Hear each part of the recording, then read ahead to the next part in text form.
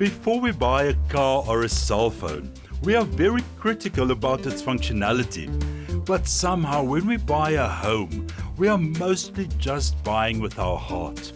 Well, today we really want to look at how to view a property so that you are 100% sure of exactly what you are buying.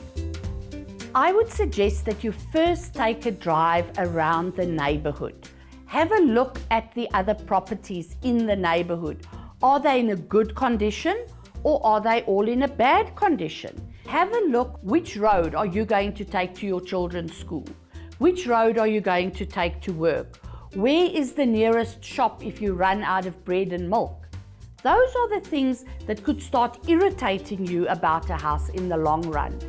Now you also want to view the property during the day when you can see everything clearly.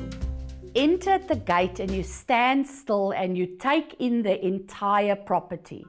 Look at the slope of the land. It's not difficult to see whether it's sloping towards you.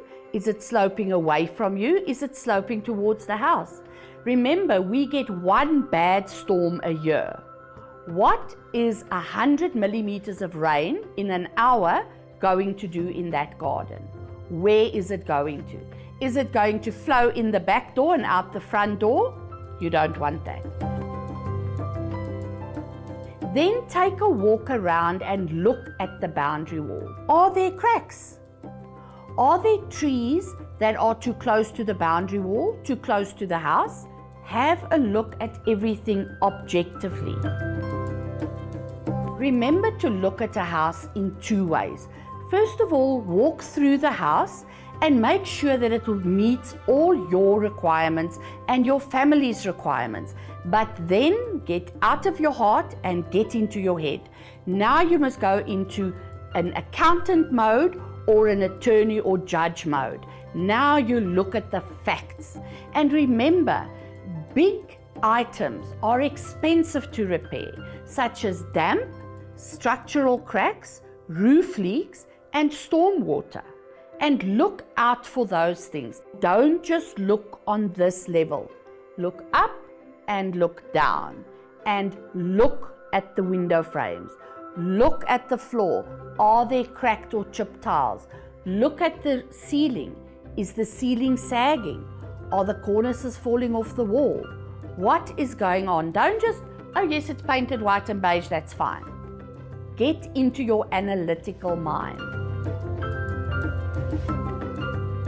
When you're in the kitchen, go to the hob, and if it's got a separate eye-level oven, go and look at the cupboards around there. The cupboards underneath the hob are normally damaged from the steam and the heat from cooking. That's natural. You will have it in every house. But have a look at how severely the cupboards are damaged. Then go to the zinc. Open the cupboard doors and have a look at the shelves under the zinc. You will very clearly see if there have been leaks under the zinc. And if you definitely want to buy this house, open all the cupboards. You don't have to open it big so you can look at what the people have got in their cupboards. That's not the aim.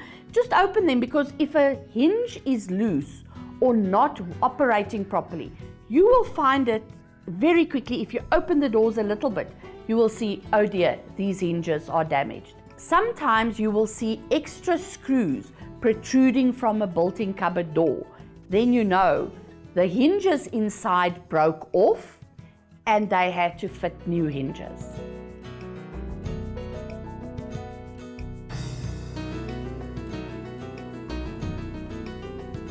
When you enter a bathroom, there are a few issues that could cause problems. First of all, open the shower door. Look at the basin and the bath. Have they regularly replaced the silicone around the basin and the bath? That is something everybody must do once a year. And then the toilet. Flush the toilet. Does the flushing mechanism work? Does it get stuck? And lift up the toilet seat. Look at the bottom of the toilet seat. A lot of times the toilet seats are either loose or they are damaged. Then you know you have to make provision for replacing the toilet seat. And then, most importantly, when people forget, the cistern of the toilet, the back part. Have a look at it from all sides. I have found so many cisterns that are cracked or have holes in them. That's expensive to replace. Taking photos and making notes as you view the property is also a good idea. This will help you remember what you've seen, and should you make an offer on the property, the photos will serve as proof of what was in the property at the time of the viewing. It is definitely advisable to get a professional home inspection done. Remember that a professional home inspector will look at things differently. They will look very closely at the windows. Have they covered up?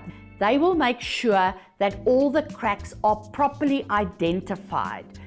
I've had cases where clients eventually took transfer 6 to 9 months after I've done an inspection, and the property was in such a poor condition. Cupboards were broken out, toilets were broken, none of it which was in that condition when the inspection was done. So it was very easy for the lawyers to say, here's an inspection report that was done 6 months ago. That toilet had no problem, the flushing mechanism just had to be replaced. Now it's broken, or it's missing, or the stove is missing. So you've got proof as well of what the condition of the property was. Because when you sign an offer to purchase, it says that the seller must maintain the property in the condition of the date that you signed the offer to purchase. So if anything goes wrong, you then have ammunition to assist you.